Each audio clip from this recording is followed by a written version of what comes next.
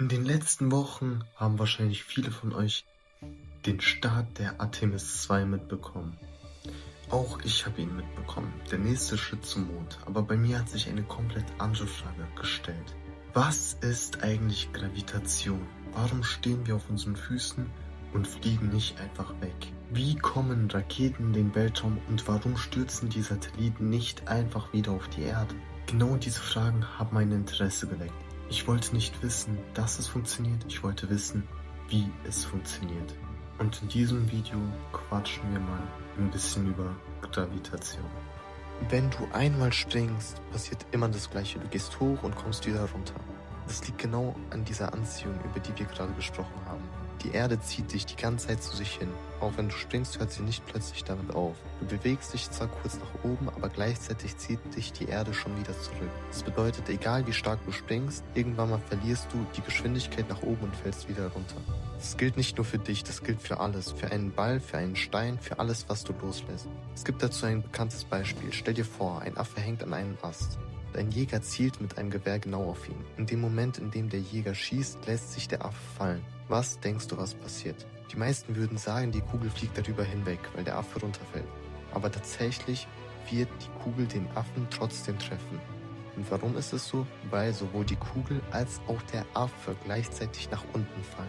Die Erde zieht beide gleich stark an. Alles fällt gleich, egal ob leicht oder schwer. Und genau diese Kraft ist auch der Grund, warum wir nach jedem Sprung wieder auf der Erde landen. Aber jetzt kommt es zur entscheidenden Frage. Wenn wirklich alles nach unten fällt, warum fallen Satelliten dann nicht einfach runter? Ein Satellit wird genauso von der Erde angezogen wie du oder ich. Eigentlich müsste er also genau wie alles andere einfach abstürzen. Tut er aber nicht.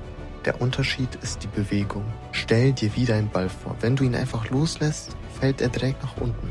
Wenn du ihn nach vorne wirfst, fliegt er ein Stück weiter und fällt dann runter. Je stärker du wirfst, desto weiter kommt er. Jetzt stell dir vor, du könntest ihn extrem stark werfen, sodass er sich während des Fallens immer weiter nach vorne bewegt. Und jetzt passiert etwas Entscheidendes.